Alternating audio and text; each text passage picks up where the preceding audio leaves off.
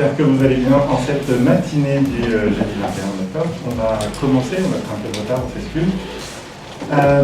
Donc, voici vos intervenants. Je vous présente M. Arnaud Dupont, directeur de la mission locale de l'arrondissement de Langres.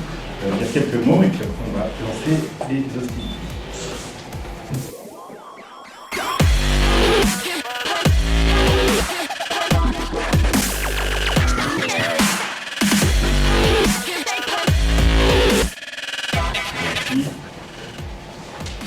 Bonjour à toutes et à tous. Donc, j'ai l'immense plaisir de vous accueillir dans cette belle salle du lycée professionnel du bureau des franchises, donc pour une journée qui va concerner le numérique dans sa globalité.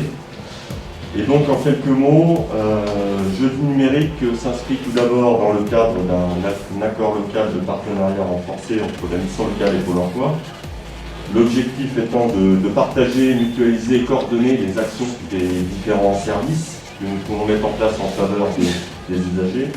Et Jeudi numérique, c'est aussi un des 700 événements qui se déroule du 13 au 22 octobre 2021 dans le cadre de la Semaine nationale des missions locales, organisée un petit peu partout en France et dont la thématique est tous mobilisés pour et avec les jeunes. Donc il y a aussi une résonance à notre niveau de cette manifestation par rapport aux jeunes que nous accompagnons durant toute l'année.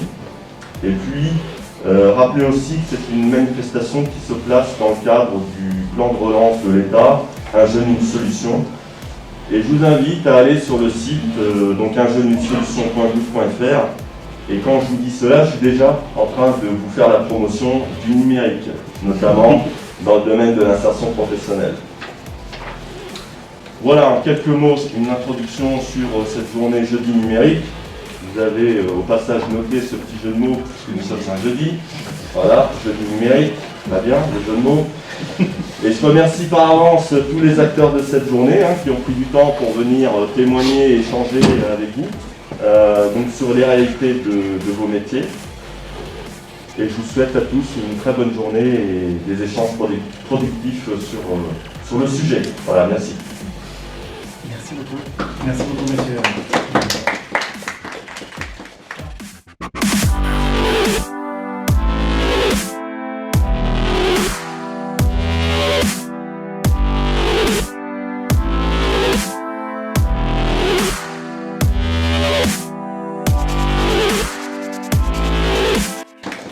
À mon tour, je vais me présenter. Donc, je serai le monsieur loyal de la journée. Donc, je suis Tom Damoiseau. Je suis le gérant de l'agence de communication tom.com qui est basée à Langres et aussi sur Chaumont. Donc, on va parler aujourd'hui du numérique. Et autour de la table, ce qui est bien, c'est que le numérique touche tout le monde et tout type de société, dans la société.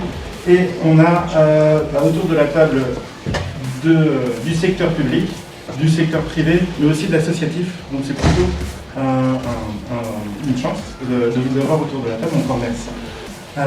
Les métiers du numérique en France, alors je vais reprendre les chiffres de 2017, c'est 800 000 emplois, c'est 3% de l'emploi. Donc le numérique tend à occuper une place prépondérante dans toute la vie professionnelle. Donc nous avons tous ces secteurs, on a autour de la table différents types de métiers, ils vont intervenir au fur et à mesure. Je vais leur poser des questions. Si vous voulez poser des questions, il ne faudra pas hésiter.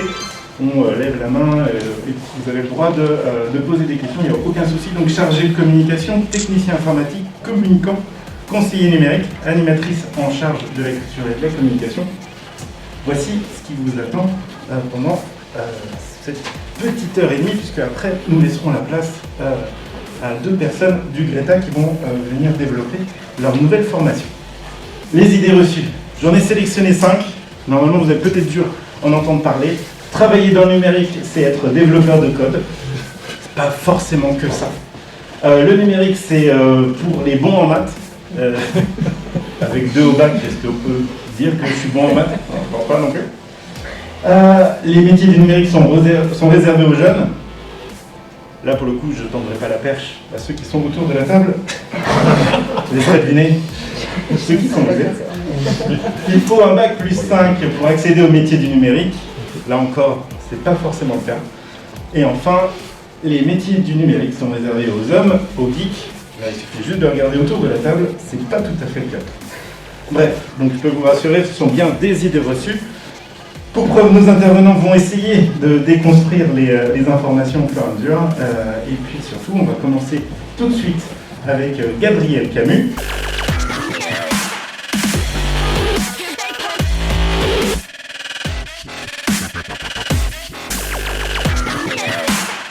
Donc tu es chargé de communication à la CCAVM, donc à la communauté de communes Auberive, Vinjal et Mont-Saulgenay. Je la présente très rapidement, elle a un bac littéraire, tu as travaillé en Angleterre comme jeune fille au père, tu as un BTS tourisme, un bachelor management à la e-school, tu es actuellement alternante à la CCAVM et à l'ESC Reims pour un master en communication globale. Ma première question, est-ce que ça va? Non, plus concrètement, est-ce que tu peux, bon c'est toi qui commences, c'est toujours compliqué, est-ce que tu peux nous expliquer ce que tu fais dans une journée normale à la CCAVM et en quoi consistent tes missions? Prends le temps, il n'y a pas de problème. Alors, mes missions, donc, vous m'entendez bien? Donc quand je suis arrivée dans la collectivité, j'avais 4 fils conducteurs. C'était donc développer la communication de la collectivité pour tous les acteurs du bassin de vie, changer d'identité visuelle, de charte graphique et de logo, développer le site internet, la gazette et les réseaux sociaux et promouvoir le maillage territorial, la vie associative et le volet tourisme. Donc c'est des grandes lignes, ça fait beaucoup de choses. Donc en fait, ce qu'il a fallu, je dirais, au début, c'est réussir à faire des rétro-plannings et faire un peu une stratégie du coup pour savoir quels sont les leviers à mettre en place dans un premier temps. Donc mes journées, je dirais que ça passe par de la veille des réseaux sociaux, de la réponse aux mails, par exemple entre des prestataires et puis la collectivité. Ça va être des mises à jour du site internet et puis synchroniser en fait ce qui se passe du coup dans les projets de la collectivité et ce que je dois communiquer sur ce qui se passe chaque jour dans la collectivité. D'accord. Et c'est des journées de combien d'heures? Officieusement et officiellement. Tu choisis ce que tu veux. Après c'est des journées 8h30, midi, 13h30, 17h. Et comment? Qu'est-ce que toi tu dirais à un jeune qui voudrait se diriger vers les métiers du numérique? Alors comme ça, c'est un peu le cas. Moi je dirais, il n'y a pas de mauvaise ou de bonne expérience en fait. Je dirais si on a envie de faire quelque chose, il faut qu'on le fasse. Et du coup,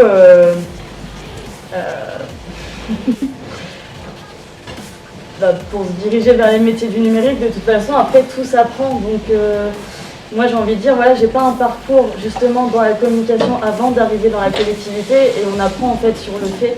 Et c'est là aussi tout l'avantage de l'alternance, c'est qu'on apprend directement sur le fait et après on compense par de la théorie.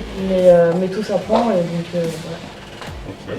Et au niveau des partenaires, en interne et en externe de ta structure, tu travailles avec beaucoup de monde, pas beaucoup de monde, plutôt solitaire? Alors, oui, du coup, on travaille avec beaucoup de monde. Alors moi, je travaille directement avec mon tuteur qui est chargé d'informatique. Et donc, on travaille donc, avec en interne les élus, les agents. Ensuite, en tant que collectivité, la maison des services, les médiathèques, relais assistants maternels. Et donc en externe, avec du coup les prestataires qui vont par exemple réaliser un logo, le changement de nom. Et puis en externe, il y a aussi les associations.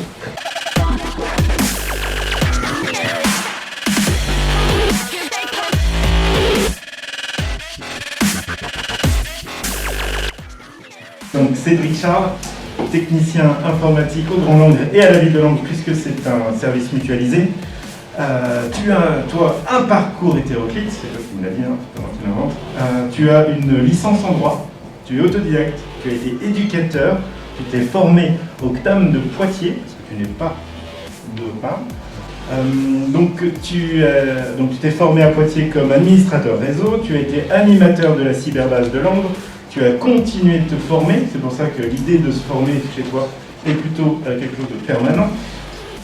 Tu es devenu formateur numérique et ensuite tu as enchaîné avec responsable de la cyberbase de Langres. Et enfin, tu es actuellement technicien informatique. Donc maintenant, ma grande question, c'est quoi un technicien informatique dans une collectivité aussi vaste que le Grand Langres? Puisque je rappelle, pour ceux qui ne le savent pas, le Grand Langres, c'est 54 communes. Technicien informatique, qu'est-ce que c'est? Grand mot. Alors moi, effectivement, j'aimerais revenir sur tes idées reçues tout à l'heure, parce que comme Thomas a pu vous dire, effectivement, j'ai un parcours totalement hétéroclite, où effectivement j'ai passé un bac littéraire, je me suis orienté vers une filière juridique, puisque j'ai obtenu une licence de droit, et après, effectivement, je me suis intégré dans une filière numérique, comme responsable de l'informatisation de 3 écoles dans les Deux-Sèvres, puis éducateur, animateur multimédia, formateur, et je suis arrivé au poste de technicien informatique à la mairie de Langres. Technicien informatique, c'est un grand mot. Comme on disait tout à l'heure, effectivement, le métier numérique, ça regroupe énormément de compétences et de filières. Nous, ici, à la mairie de Langres, à la communauté de communes du Grand Langres, on touche un petit peu à tout. C'est-à-dire que technicien informatique à la mairie, c'est quoi? Eh bien, c'est de l'assistance aux utilisateurs, aux agents de la collectivité, mais également tout ce qui est veille technologique.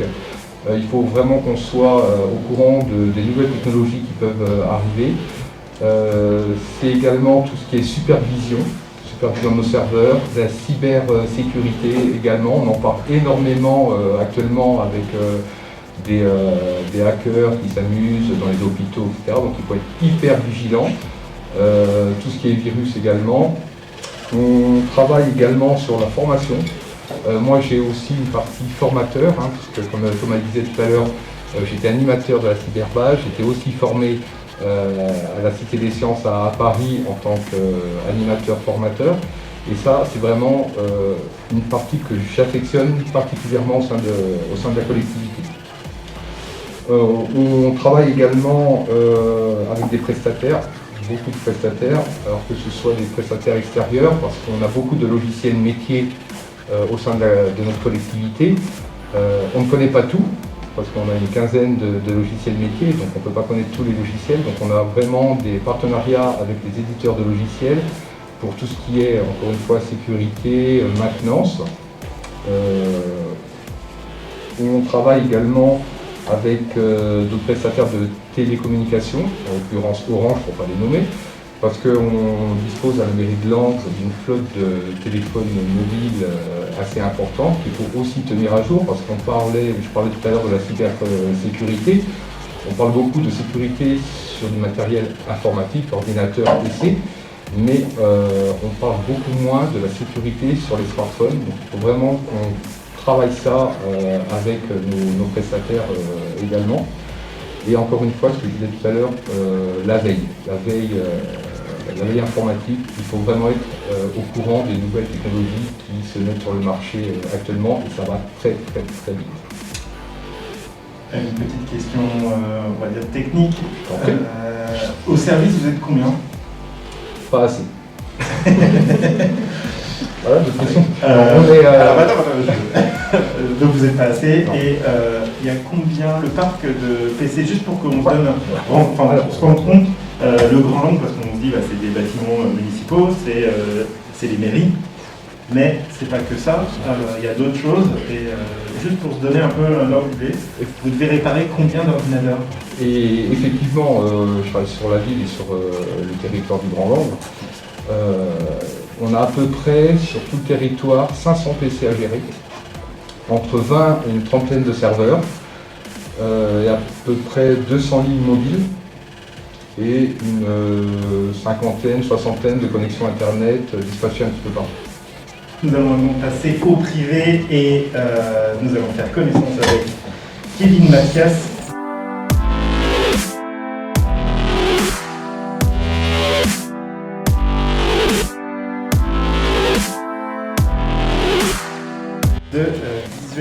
comme l'agence de communication qui est située à Chaumont. Donc, Kevin, tu me disais que tu venais de créer ton entreprise en 2017, spécialisée dans la communication numérique et support. Le développement de sites internet représente près de la majorité de ton activité. Tu as découvert le langage HTML à partir de 15 ans. Et ensuite, tu t'es formé par la découverte du CMS, puis de l'intégration. Attention, là, on va rentrer dans du technico-technique. Kevin, vas-y, est-ce que tu peux nous en dire plus? Je sais que tu as un truc à rajouter. Oui, bonjour à tous. Oui, j'ai oublié de notifier ça, mais oui, j'ai été formé en cybersécurité à l'ANSSI. C'est quoi l'ANSSI? L'ANSSI, c'est l'Agence nationale de la surveillance informatique et informatique. L'acronyme du entier, mais ça doit être ça. Oui, comme le métier d'intégrateur, c'est en fait, c'est la plupart du temps. C'est ce qu'on appelle normalement. Je te coupe. Oui. Intégrateur de quoi?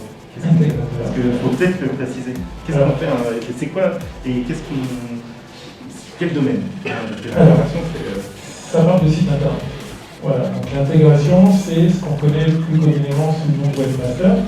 C'est-à-dire que ça regroupe en réalité un ensemble de domaines. C'est pour ça qu'on parle d'intégration. C'est parce qu'on va faire en réalité plusieurs métiers en un. C'est-à-dire que les clients ont une demande et en fait on va y répondre en englobant plusieurs sphères de métiers qui touchent au numérique.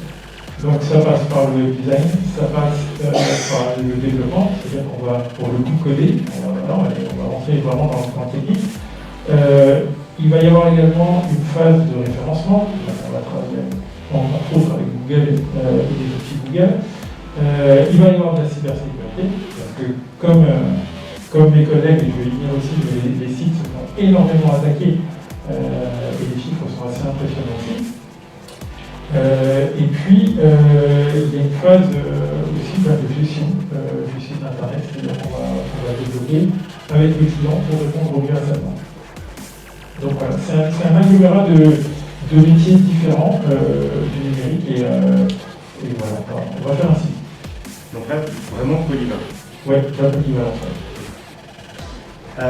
Pour toi, les qualités pour réussir dans ce métier, c'est quoi? Ce serait quoi? Hormis le café. Hormis le café. Oui, c'est quelque chose de récurrent. Dans le numérique, ouais. Non, alors, moi, pour mon métier à moi, la grande qualité, c'est de chercher, quoi. C'est de fouiller, c'est de documenter, de s'informer.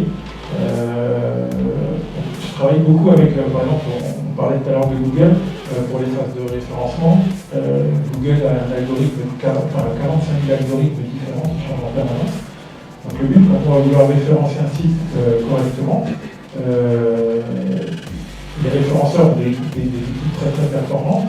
Nous, en tant qu'intégrateur, on va essayer de se rapprocher de cette performance-là et donc de comprendre les algorithmes de Google de manière à les exploiter et à rendre le référencement performant. Voilà. Donc c'est vraiment se documenter en permanence. Les langages de programmation ont beaucoup évolué aussi. Il y a le HTML, c'était le tout début. Pour ceux qui ont connu ça, pour les plus anciens, c'est des très très beaux sites dans les années 90, voilà, où il y avait des beaux gifs animés, ça nous plaît bien, c'est rigolo. Et puis après, il y a eu les bases de données qui sont arrivées. Les bases de données, c'est tout ce qui vous permet de créer un compte. Voilà, quand vous créez un compte, il y a un login, un mot de passe. Et bien, ces deux bases de données qui se croisent, et si ça concorde, on vous ouvre un accès à votre session. Il y a eu aussi, voilà, ça a permis aussi les forums. Enfin, tout ça, c'est la base de données, c'est ce qu'on a appelé des sites dynamiques. Voilà, donc c'est des nouveaux langages de programmation qui sont apparus. Et ça progresse. Donc il faut beaucoup se documenter et se former. Alors maintenant, on va passer à pareil, une autre communicante. Elle a aussi plusieurs cartes dans sa manche, c'est Jade Moussu.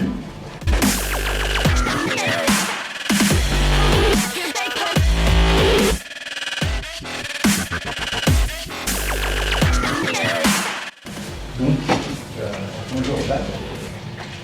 Tu es l'animatrice départementale en charge de la culture et de la communication au sein de la Fédération départementale des foyers ruraux de Haute-Marne. Je prends une respiration. C'est comme ça que tu me l'as vendu. Donc il va falloir que tu nous en dises plus.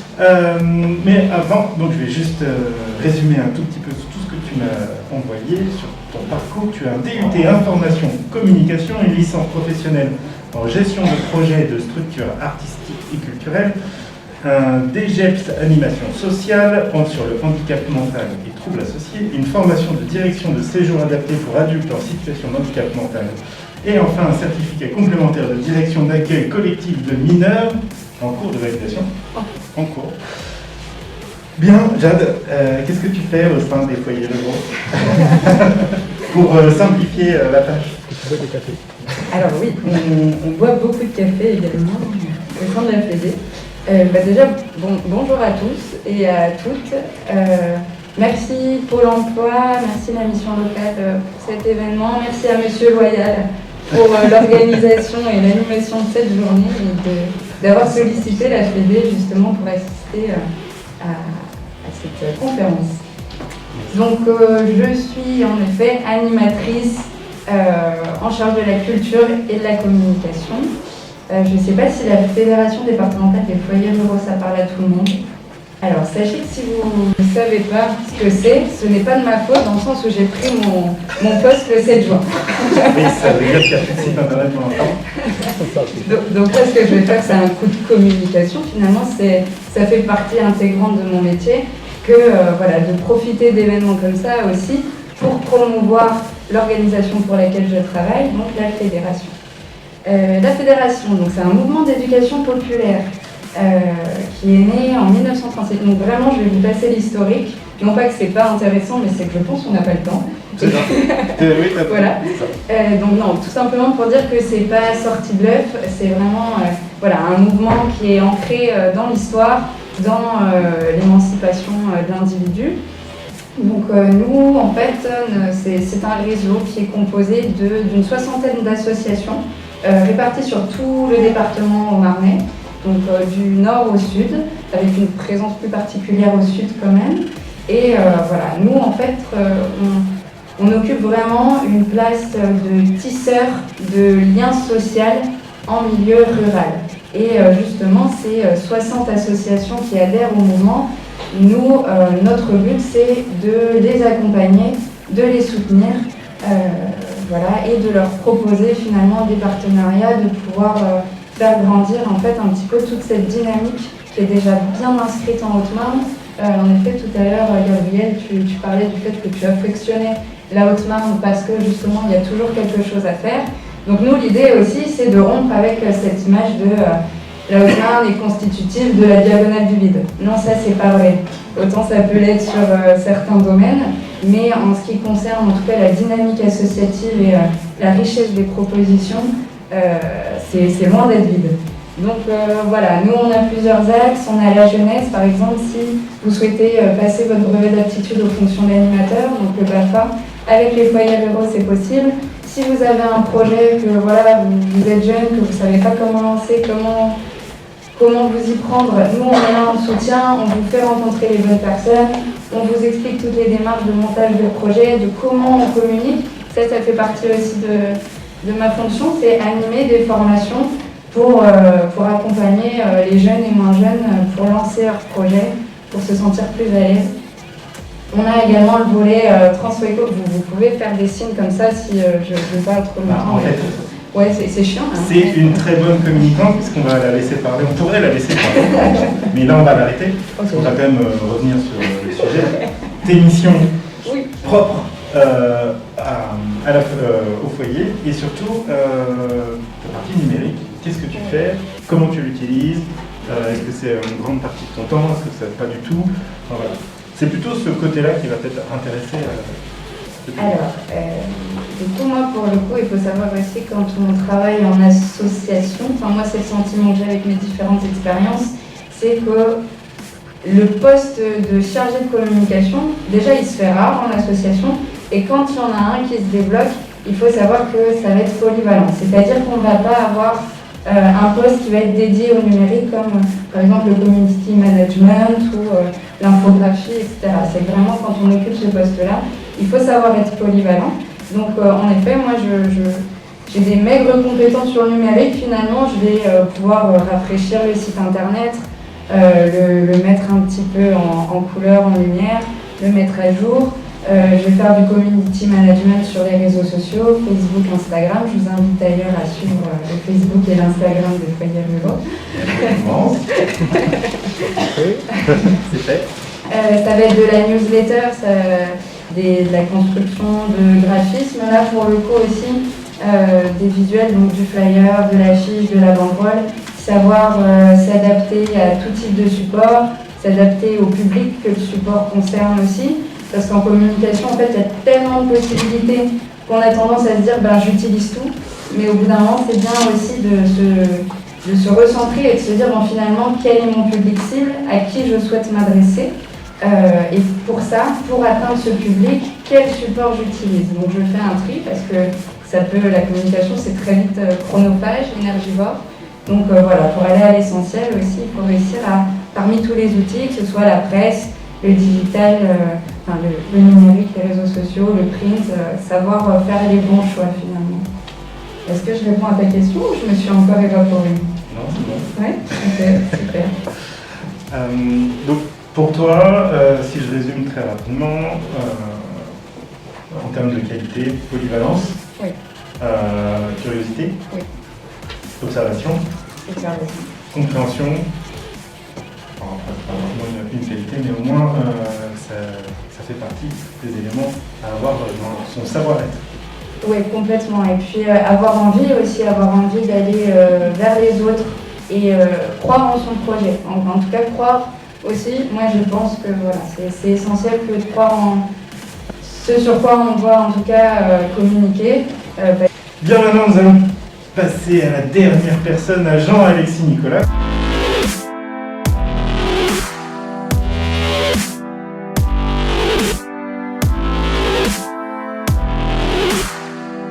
Conseiller en insertion professionnelle à la mission locale de l'arrondissement de Langres. Jean-Alexis, tu as un bac général, un DUT et une licence multimédia.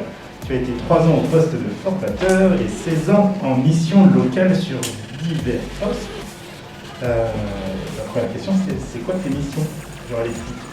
On va essayer de... tu peux en parler large, mais effectivement, resserrer sur le numérique, c'est ce que tu me disais. Voilà, ce que je disais. J'ai juste une présentation succincte de la mission locale et puis du poste auquel je suis sous contrat, en fait, même si j'ai fait beaucoup d'autres choses à côté et je vais vous expliquer pourquoi. Une mission locale, c'est une association qui va accompagner tous les jeunes sortis du système scolaire de 16 à 26 ans dans l'ensemble de leur démarche pour s'insérer durablement dans la vie active. Donc on est un organisme social et on va aborder des thématiques ou des domaines sur lesquels on va pouvoir agir, que tout le monde rencontre dans la vie de tous les jours. Ça peut être la mobilité, le logement, l'accès aux droits, l'emploi, la formation. Voilà, on est des conseillers un peu génériques quelque part. Et voilà pour la mission locale et je vais limiter à ça. Mais je suis conseiller à la mission locale. La mission locale ici à Langres, elle est assez petite. C'est la plus petite mission locale du département, c'est une des plus petites aussi, c'est la 4e en partant de la fin, quelque chose comme ça au niveau du Grand Est. Donc étant une petite équipe, on est une douzaine, on se doit d'avoir plus ou moins multicasquette et de pouvoir faire plusieurs choses. J'ai été embauché en 2005. La direction à l'époque pensait qu'il y allait avoir une évolution justement de l'outil informatique et c'est grâce en fait à ces connaissances dans le domaine du multimédia que j'en suis arrivé à ce poste de conseiller. Mais effectivement, contrairement aux autres qui vous êtes tous issus d'un autre domaine, moi c'est le contraire. Je suis issu justement du multimédia, de l'informatique et je suis parti sur autre chose.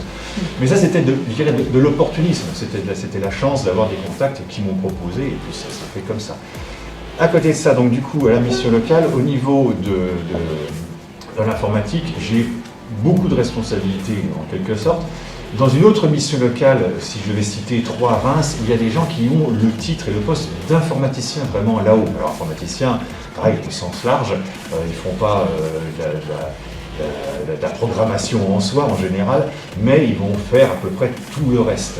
Le reste en mission locale, en tout cas pour celles qui nous concernent ici à Langres, ça va être la gestion du parc informatique, c'est-à-dire, on l'a dit, le fait de s'occuper de la maintenance des ordinateurs, Le serveur, alors nous on n'a qu'un seul, heureusement, parce que c'est déjà assez compliqué à gérer, et puis je fais de la maintenance de premier niveau, je ne suis pas non plus un administrateur réseau au départ. Tout ce qui va être gestion de la communication, donc on a des réseaux sociaux pour annoncer un petit peu nos événements et tout ce qu'on fait, donc on va effectivement animer les différents réseaux sociaux, Facebook, Twitter, Instagram. Je suis amené aussi à faire de l'infographie. Je le faisais beaucoup plus auparavant quand il y avait un site web qu'on devait gérer, où il fallait faire tout l'affichage, toutes les vignettes, voilà, il y avait du Photoshop énormément. Maintenant, le site web est devenu un site vitrine, on est revenu un petit peu en arrière comme il y a 20 ou 30 ans, et c'est l'entreprise tom.com qui s'en est très très bien occupée. Donc, on ne fait plus qu'une mise à jour une fois par an, et puis c'est suffisant, c'est un site vitrine comme on dit, et on va surtout cibler les réseaux sociaux pour notre communication. On a d'ailleurs aussi YouTube, maintenant depuis un an. À la mission locale, ici, on a un point cible, c'est-à-dire un lieu où il y a des ordinateurs qui sont à disposition du public. L'accès est gratuit et les gens peuvent être accompagnés pour faire leurs démarches. On va privilégier, bien entendu, l'accès pour des démarches soit visant l'emploi, soit pour la vie de tous les jours, et on mettra tout ce qui est loisirs, etc., plutôt derrière si jamais il y a un manque de place. Mais donc il y a tout cet aspect-là aussi.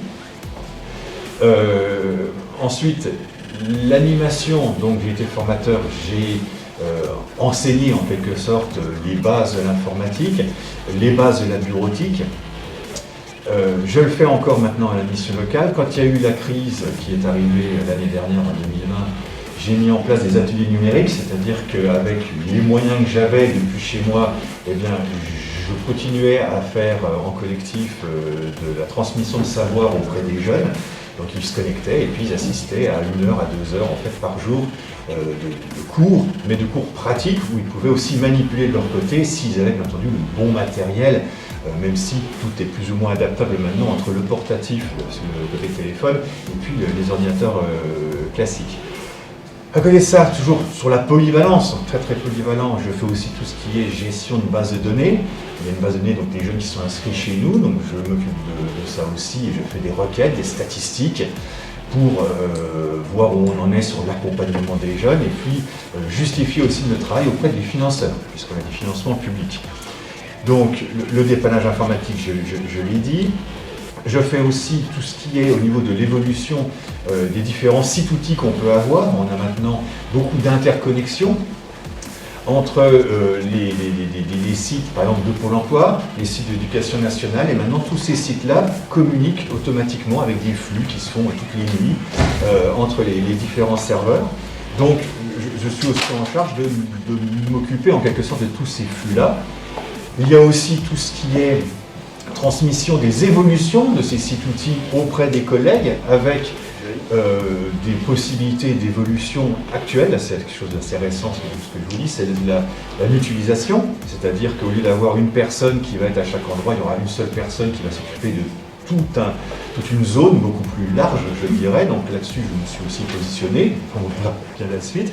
Mais lorsque j'ai fait l'atelier numérique qui était pour les jeunes, ça a intéressé suffisamment de personnes au niveau du réseau des missions locales, plus du moins en Grand Est, qui fait que je me suis retrouvé en mai-juin à devoir aussi avoir des groupes de collègues en fait, qui venaient se former tant sur les outils que je proposais que sur la méthodologie en fait, employée pour la mise en place en fait, de tout ce système-là pour pouvoir avoir les gens à distance et leur apprendre des choses.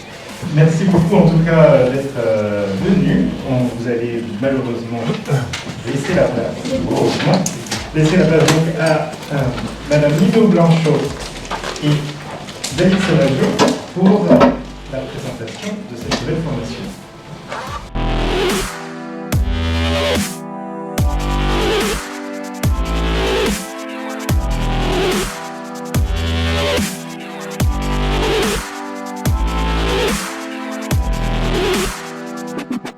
Bonjour à tous.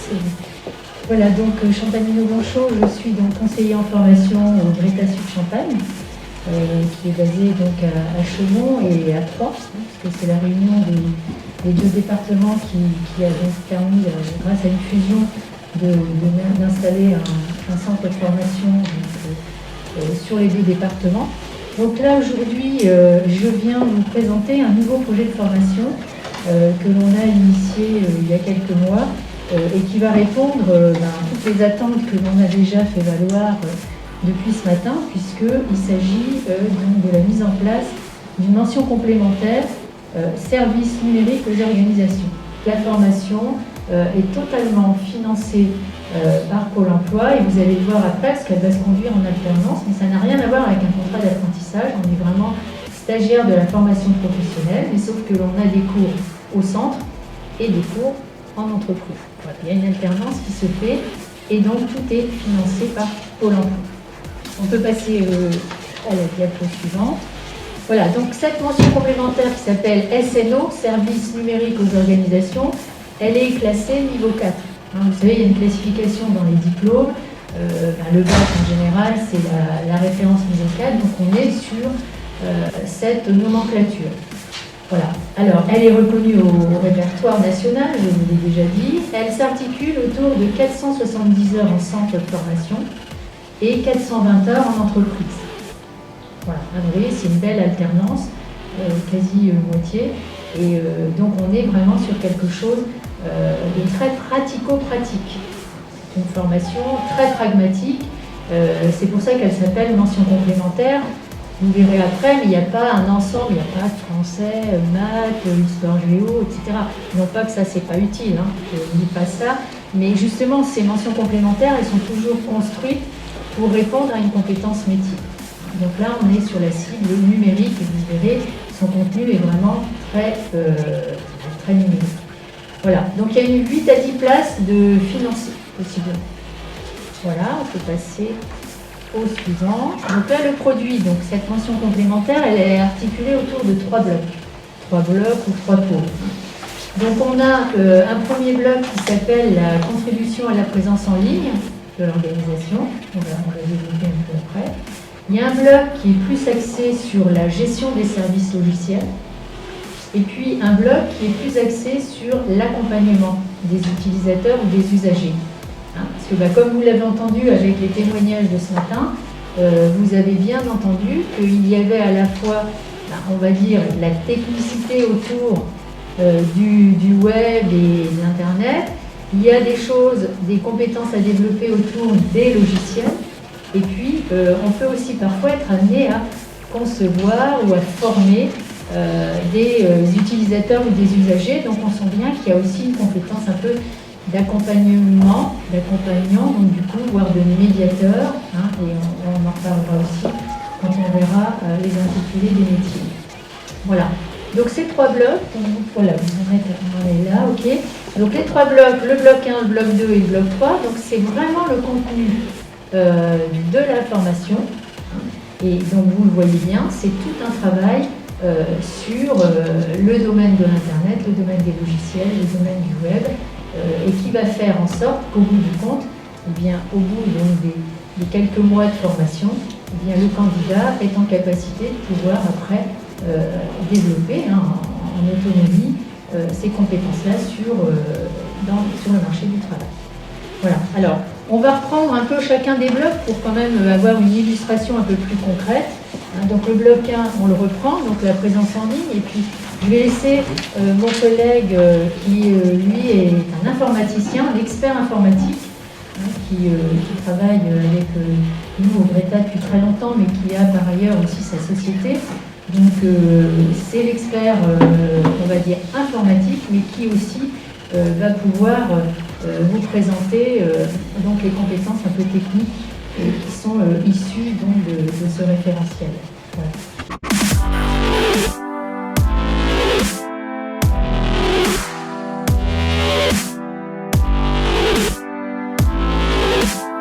Donc 3 blocs, le premier bloc c'est vraiment Internet, on va dire ça comme ça.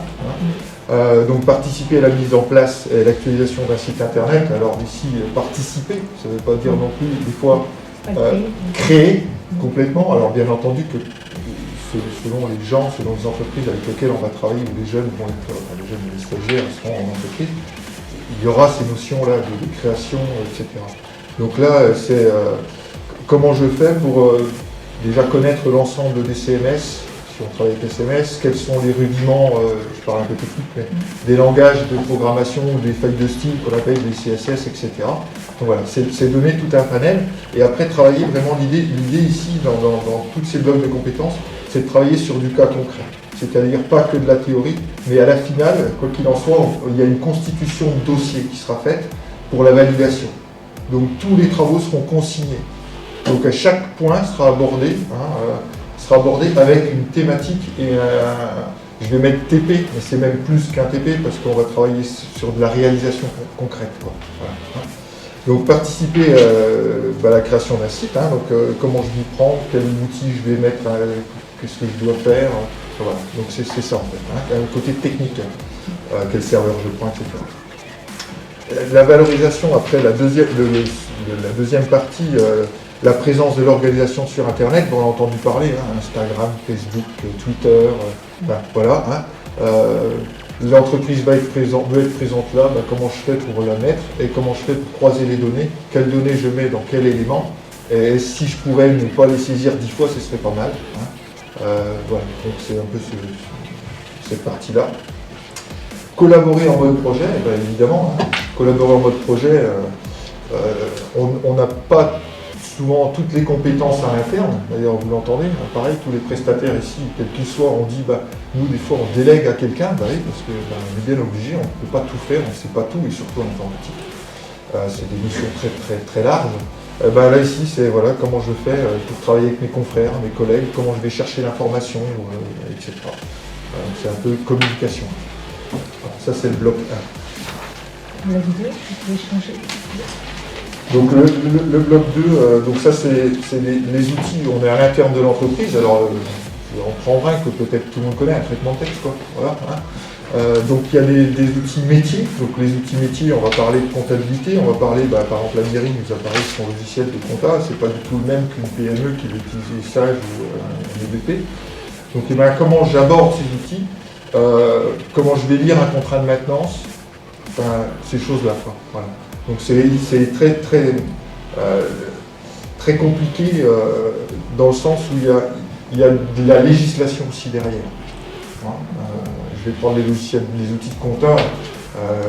Oui, c'est bien, j'ai un contrat de maintenance, mais quand on veut faire installer le logiciel, on n'a pas lu la petite ligne qui dit non, l'installation n'est pas comprise. Donc c'est un peu ce niveau-là. Bon, participer à la gestion des outils bureautiques. Donc là, ça semble simple aussi à dire comme ça, mais on parle aujourd'hui en télétravail, c'est-à-dire c'est pas tout à fait travailler avec son traitement de texte. Alors oui, il faut savoir faire des choses particulières, un mailing, comme ça, peut-être. Mais maintenant, on travaille de chez soi, on travaille avec son collègue, on modifie un document en ligne en temps réel. Comment ça se passe? Oui. Quelles sont les solutions qui sont abordées? Où sont stockées ces données? Vous voyez, tout le monde connaît peut-être Google Drive, des choses comme ça, je ne sais pas. Est-ce que c'est légalement faisable? RGPD. Donc on va mettre en relation un peu tout ça.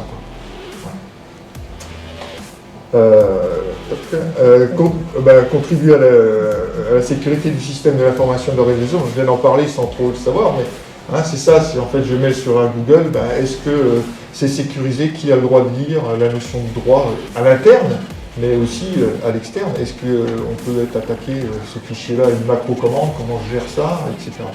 C'est toutes ces sensibilités. Alors le bloc 3, là aussi, on en a entendu parler aussi. Les utilisateurs, évidemment, des fois on leur donne des outils, notamment là avec ce qui nous est arrivé, c'est-à-dire qu'en 2 temps 3 mouvements, il faut apprendre aux gens, je prends quoi? Zoom, c'est quoi? Tous ces outils de visio, Meet, Teams, tout ça, tout le monde était perdu, quoi. Donc c'est dire, on réinstalle, on montre un peu le principe de fonctionnement, on génère un support pour que les utilisateurs puissent arriver à reproduire ça demain et après-demain. Voilà, donc c'est cette partie-là. Sensibiliser à la sécurité et à la protection, son mot de passe, ça va du mot de passe qu'on stocke sur son ordinateur que tout le monde fait. Voulez-vous enregistrer le mot de passe? Oui. On a entendu le nombre de piratages qui existent en 1 heure ou en 1 journée. Le petit mot de passe que vous mettez dans vos navigateurs, en 2 secondes, un informaticien le récupère, quoi.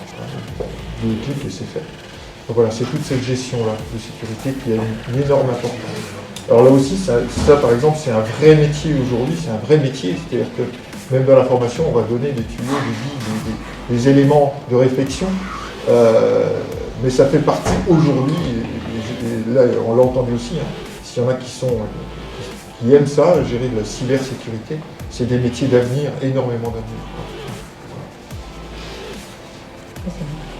Et après, bien entendu, il n'y a pas de... Enfin, tout à l'heure, Chantal disait, il n'y a pas de maths, d'histoire, etc., mais il y a au moins quelque chose d'obligatoire, c'est l'anglais, au moins l'anglais technique. Aujourd'hui, 90% des documents ou des tutos à haut niveau, des choses à haut niveau en informatique se passent sur des forums anglais, on n'y peut rien, c'est comme ça. Donc il faut un minimum connaître la langue. Voilà un petit peu. Ça va, vous avez des questions? Voilà, bon. Donc voilà, on voit bien donc qu'il y a une vraie technicité, dans le domaine. Alors là, on l'amène à un niveau 4, donc c'est un premier niveau de compétence, hein, évidemment.